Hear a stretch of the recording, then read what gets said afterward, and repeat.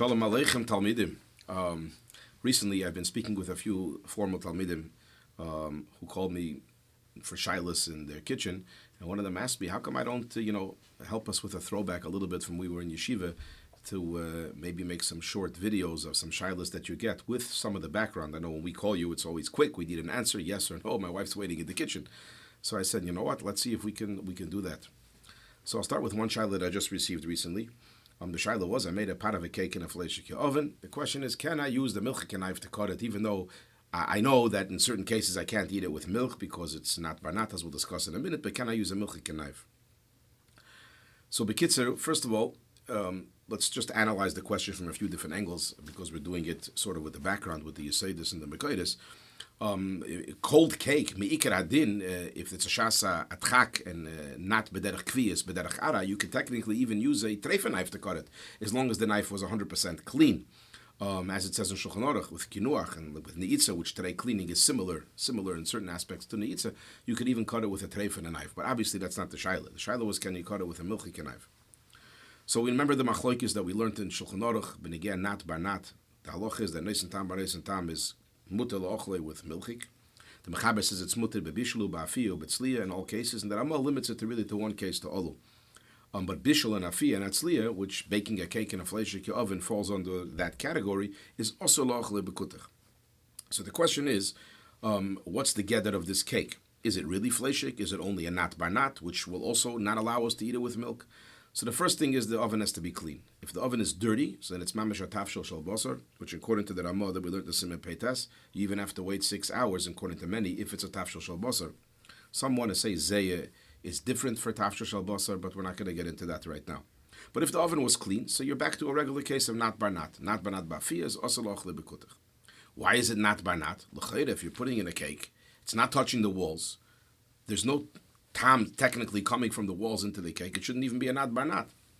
But the real answer is you have zeya, because the zeya of a liquid batter cake that goes into the oven, into the top of the oven, or maybe even the sides, and in many cases it makes a U-turn, so to speak, and it brings the tam back from the oven into the cake, similar to a kisui of a kedera. So now the cake, if you're going to look at the zeya, became now, so to speak, Fleishig. And according to the Ramah, also lochle bekutach. Only b'diavad, if it mixed with milk, is it kosher. So the shaila is, can you now cut it with a milchig knife? So if we remember, the Ramah paskins that even in a case where not barnat is osir, except for a davar charif, bishul afiyah tzliya, beklisha lehem is muter. Muter litne beklisha lehem. Some want to say it means cold, but b'pashtus it definitely means even hot, because the Mekoides are from the Rishonim who say hagolos kelim. How do you kasher? The chayda, the Yisr goes into the water, makes a U-turn, and goes right back into the keli. So the answer, it's not barnat, the keli, the water, and back to the keli. But not barnat, bebishul is also lechatchila. So the chayda, it's you're relying on not barnat, and we hold not barnat bebishul is also. So the Rosh answers, because not barnat bebishul is only also into a meichel, but into a keli is muter. So therefore, in that case of hagol, it was hot. So be'etzem, you're allowed to take this cake, and you're even allowed to put it hot or cook it in a milchig keli.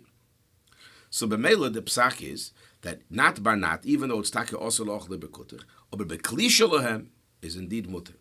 So therefore, you are indeed allowed to take a milchig knife and cut the cake. But I just want to point out and make a ha'orah. Whenever we're going to be mekel in certain inyonim and not barnat, we always have to remember, because there are so many different variables, so many different details, whether the oven was clean or not, the knife is clean or not, and other dinim, which not barnat encompasses, you have to be very, very careful when you're going to be mekel and not barnat to make sure that there's no michshel, that people who are watching you, or you even in other situations, won't learn from what you're doing now. Hey, if I could use a milchig knife, maybe I could actually eat it with milk, etc., etc. So always be wary that whenever we're going to be mekel with a not barnat, it needs to be very clear, like it says in Shulchan Aruch, that the moida, the Rav, is supposed to say it's only b'shas atchak. Only in this particular situation is it going to be mutter, but any other variables, the halacha may change. And this is actually true for most shilas that one gets in halacha.